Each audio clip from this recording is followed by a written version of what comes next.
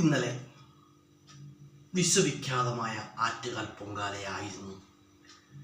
ആറ്റുകാലമ്മയ്ക്ക് ഒരിക്കൽ കൂടി പ്രണാമം അർപ്പിച്ചുകൊണ്ട് നമുക്ക് നമ്മുടെ ടോപ്പിക്കിലേക്ക് കടക്കാം. നമ്മുടെ ഇന്നത്തെ ടോപ്പിക്കിൽ ഒരു കഥ പറയുകയാണ് കേട്ടോ. ഒരു കഥ പറയുകയാണ്.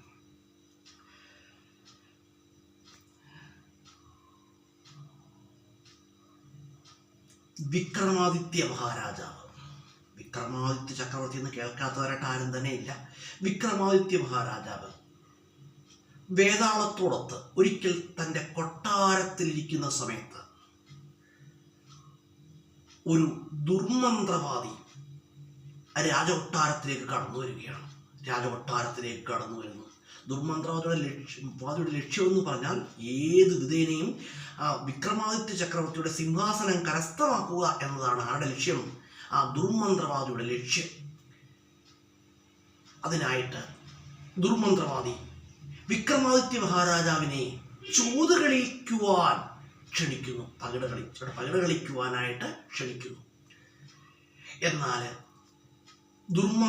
വന്നിരിക്കുന്നത് ദുർമന്ത്രവാദിയാണെന്ന് ആരറിയുന്നില്ല. ചതിയനാ തൻ്റെ മുന്നിൽ നിൽക്കുന്നൊരു മഹാചതിയനും ആ ഒരു ദുർമന്ത്രവാദിയാണെന്നുള്ള കാര്യം വിക്രമാദിത്യ ചക്രവർത്തിക്ക് അറിയില്ല. ഈ സമയം തൻ്റെ തൊട്ടടുത്ത് നിൽക്കുന്ന വേതാളം വിക്രമാദിത്യ ചക്രവർത്തിയെ ദുർമന്ത്രവാദിയുമായി പകിടകളിൽ ഏർപ്പെടുന്നതിൽ നിന്നും പിന്തിരിപ്പിക്കാൻ ശ്രമിക്കുകയാണ്. പക്ഷേ ചക്രവർത്തി ആദ്യമേ പകിടകളിൽ ഏർപ്പെടാമെന്ന് വാക്ക് നൽകി. വാക്കിന് ജീവനേക്കാൾ വില നൽകുന്ന ഒരു ചക്രവർത്തിയായിരുന്നു വിക്രമാദിത്യ ചക്രവർത്തി കേട്ടോ. താൻ നൽകിയ വാക്കിന് ജീവനേക്കാൾ വില നൽകുന്ന ഒരു വ്യക്തിയായിരുന്നു വിക്രമാദിത്യ ചക്രവർത്തി. അപ്പം അദ്ദേഹം തൻ്റെ വാക്കിന് വില നൽകുന്ന ഒരാളാണ്. അദ്ദേഹം വേതാളത്തിൻ്റെ വാക്കുകൾ ചെവിക്കൊണ്ടില്ല. ഈ സമയത്ത് ദുർമന്ത്രവാദിക്ക് മനസ്സിലാകുന്നു വേതാളം വിക്രമാദിത്യ ചക്രവർത്തിയുടെ പക്ഷത്താണ്. ഈ സമയത്തൊരു പകിടകളിൽ ഏർപ്പെട്ടു കഴിഞ്ഞാൽ തനിക്ക് പരാജയമുണ്ടാകുമോ എന്നൊരു ഭയമാർക്കുണ്ടായി, ദുർമന്ത്രവാദിക്കുണ്ടാകുന്നു.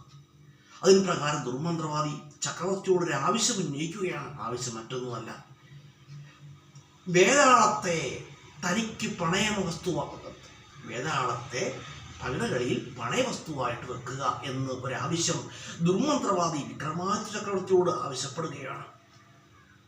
ചക്രവർത്തി യാതൊരു കൂസലുമില്ലാതെ വേതാളത്തെ പകിടകളിൽ പണയവസ്തുവാക്കുന്നു. പക്ഷേ വേതാളം കരഞ്ഞപേക്ഷിക്കുന്നുണ്ട്, വിക്രമാദിത്യ ചക്രവർത്തിയോട് കരഞ്ഞപേക്ഷിക്കുന്നുണ്ട്. അല്ലയോ മഹാരാജാവേ, അങ്ങനെ പണയവസ്തുവാക്കരുത്. അങ്ങയുടെ മുന്നിൽ നിൽക്കുന്നത് ഒരു ചതിയനായ ദുർമന്ത്രവാദിയാണ് എന്ന് വേതാളം കരഞ്ഞു പറഞ്ഞിട്ടും വിക്രമാദിത്യ ചക്രവർത്തി അത് കേൾക്കാൻ തയ്യാറായില്ല.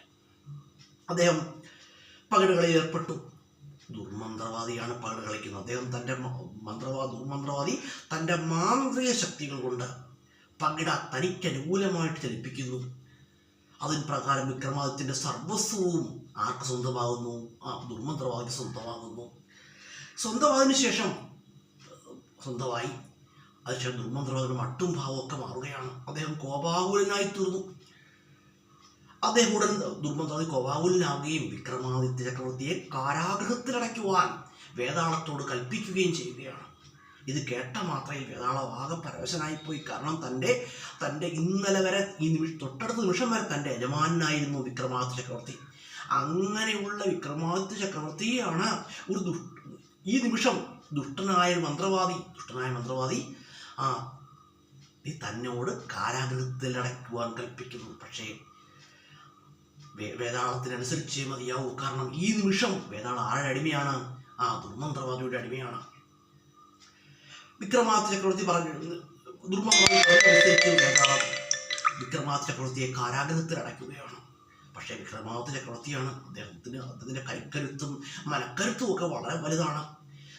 തൻ്റെ മുഷ്ടികൾ വിക്രമാദിത്യ ചക്രവർത്തിയുടെ ശക്തി എന്ന് പറഞ്ഞാൽ വളരെ വലിയ ശക്തിയാണ്. തൻ്റെ മുട്ടി കൊണ്ട് ചുരുട്ടി ഇടിച്ചാൽ തന്നെ എന്ത് ചെയ്യും? കരിങ്കൽ പാളിലൊക്കെ അടർന്നു വീഴും. അതുപോലെ ശക്തിയുള്ള കൈക്കരുത്തും മനക്കരുത്തുമൊക്കെയുള്ള ഒരു വ്യക്തി, ഒരു ചക്രവർത്തിയാണ് ആര്? വിക്രമാദിത്യ ചക്രവർത്തി. അദ്ദേഹം കരിങ്കൽ പാളികൾ പൊളിച്ച് രക്ഷപ്പെടാനൊക്കെ ശ്രമം നടത്തുന്നു. എന്നാൽ ആ കാരാഗൃഹത്തിന് കാവൽ നിൽക്കുന്ന ആരാണ്? വേതാളമാണ്. വേതാളത്തിന് ഒരുപാട് മായാവിദ്യകൾ വേതാളത്തിന് വശമുണ്ട്. അങ്ങനെയുള്ള വേതാളത്തെ അതിജീവിച്ചുകൊണ്ട് വിക്രമാദിത്യന് അവിടെ രക്ഷപ്പെടാൻ കഴിയില്ല.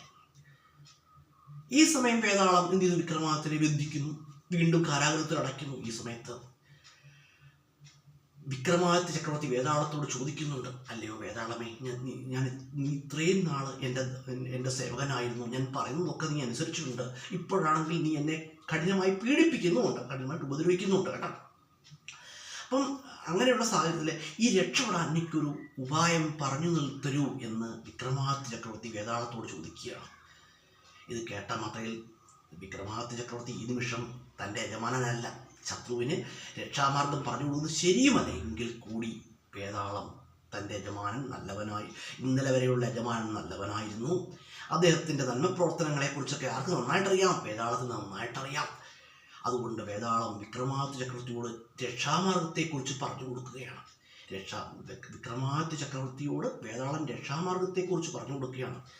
അല്ലയോ മഹാരാജാവേ, അങ്ങ് ഒരു ദേവീഭക്തനാണ്, അല്ലെങ്കിൽ ഒരു കാളിയുപാസകനാണ്, ദേവീഭക്തനാണെന്ന്. അങ്ങനെയുള്ള അങ്ങക്ക് രക്ഷാമാർഗം ഞാൻ പറഞ്ഞു തരേണ്ട ആവശ്യമില്ല. രക്ഷാമാർഗം ഒന്നേ ഉള്ളൂ, അത് ദേവീഭജനമാണ് എന്നാര് പറയുന്നു? വേതാളം വിക്രമാദിത്യ ചക്രവർത്തിക്ക് പറഞ്ഞു കൊടുക്കുകയാണ്. അതിൻ പ്രകാരം വിക്രമാദിത്യ ചക്രവർത്തി ആ കരിങ്കൽ ഗുഹയിൽ കിടന്നുകൊണ്ട് ദേവിയെ ധ്യാനം ചെയ്യുകയാണ്.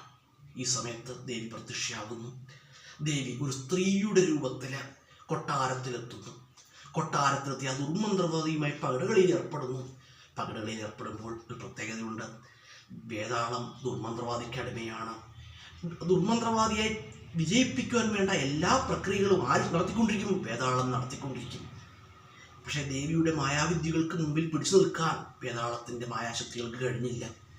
ദേവി ദുർമന്ത്രവാദിയെ പകിടുകളിൽ പരാജയപ്പെടുത്തുന്നു. വിക്രമാദിത്യ ചക്രവർത്തിയെ മോചിതനാക്കും. പിന്നീട് വിക്രമാദിത്യ ചക്രവർത്തി മോചിതനാവുകയും ദുർമന്ത്രവാദിയെ വകവരുത്തുകയൊക്കെ ചെയ്യുന്നുണ്ട്. അപ്പോൾ ഞാൻ പറഞ്ഞത്രയേ ഉള്ളൂ. ആ രക്ഷാമാർഗം ദേവീഭജനമാണ് കേട്ടോ. ഇത് പറഞ്ഞതാരാണെന്ന് അറിയാം, ഞാൻ പറഞ്ഞല്ലോ പറഞ്ഞതാരാണ്? പറഞ്ഞത് വേതാളം വിക്രമാദിത്യ ചക്രവർത്തിയോട് പറഞ്ഞതാണ് കേട്ടോ. ആപത്തിൽ നമ്മൾ അമ്മേ എന്ന് വിളിച്ചു കഴിഞ്ഞാൽ എന്ത് ചെയ്യും? ആ ഒരു രക്ഷാമാർഗമാണ് മുന്നിൽ തെളിയുമെന്നാണ് കേട്ടോ. നമ്മളെ കണ്ടി നമ്മളെ ഏതാവും പെട്ടെന്ന് നമ്മൾ തെന്നി വീടാനായിട്ട് പോകുന്നു. നമ്മൾ എന്താണ് വിളിക്കുന്നത്? നമ്മളെന്തോ വിളിക്കുന്നത്? സ്വാഭാവികമായിട്ട് നമ്മളെന്തോ വിളിക്കുന്നത്? ഓട്ടോമാറ്റിക്കായിട്ട് നമ്മൾ നാക്കി വരുന്നത് എൻ്റെ അമ്മേ എന്നാണ്. എൻ്റെ അമ്മേ എന്ന് നമ്മൾ വിളിക്കുമ്പോൾ നമ്മളുടെ ആ വിലാപം എന്തായിട്ട് മാറുമെന്ന് അറിയാമോ? എന്തായിട്ട് മാറും? ആ വിലാപം നേരെ നമ്മുടെ അമ്മയുടെ അടുത്തെത്തുന്നതാണ് കേട്ടോ. പിന്നീട് എന്ത് ചെയ്യും? ആ പരാശക്തിയിലേക്ക് പോകുന്നൊക്കെയാണ് പറയുന്നത് കേട്ടോ. അങ്ങനെ പറയപ്പെടുന്നത് പരാശക്തിയിൽ നിന്ന് ഒരു രക്ഷാമാർഗം നമ്മുടെ മുന്നിലേക്ക് തെളിഞ്ഞു വരുമെന്നുമാണ് പറയപ്പെടുന്നത് കേട്ടോ. അപ്പം രക്ഷാമാർഗം കേട്ടോ. അപ്പോൾ അങ്ങനെയാണ് കേട്ടോ. അപ്പോൾ നമ്മൾ ഒരു ചെറിയ കഥ പറഞ്ഞു. ഈ കഥ ആറ്റുകാൽ പൊങ്കാലയുടെ ഭാഗമായിട്ട് പറയാൻ നിന്നതാണ്. അപ്പോൾ നമ്മുടെ വീഡിയോ കാണുന്നവരൊക്കെ എന്ത് ചെയ്യുക? തുടർച്ചയായിട്ട് കാണുക കേട്ടോ. ഞാൻ ഒരു 480 പരം വീഡിയോകൾ യൂട്യൂബിൽ ആഡ് ചെയ്തിട്ടുണ്ട്. അതിൽ ഒരുപാട് PSC കോച്ചിങ് ക്ലാസ്സുകളും LLBയുടെ എൻട്രൻസ് ക്ലാസ്സുകളും ഒക്കെ ഉണ്ട്. അപ്പോൾ വീഡിയോ കാണുന്നവരൊക്കെ എന്ത് ചെയ്യുക? അതിൽ കയറി കാണുക. അത് പഠിക്കുന്ന സ്റ്റുഡൻസിനൊക്കെ അത് കൂടുതൽ ഉപകാരപ്രദമാണ്. PSC പരീക്ഷകൾക്ക് പഠിക്കുന്നവർക്കും അല്ലെങ്കിൽ മറ്റ് കോമ്പറ്റേറ്റീവ് എക്സാമിനേഷന് പഠിക്കുന്നവർക്കൊക്കെ കൂടുതൽ യൂസ്ഫുള്ളാണ്. അപ്പോൾ ഫേസ്ബുക്കിലും മറ്റും ഞാൻ ഇങ്ങനെ മോട്ടിവേഷൻ കാര്യങ്ങളും അല്ലെങ്കിൽ മറ്റ് സ്റ്റോറികളൊക്കെ ഫേസ്ബുക്കിൽ അപ്ലോഡ് ചെയ്യുന്നുള്ളൂ കേട്ടോ. തൽക്കാലം നിർത്തുവാണ്.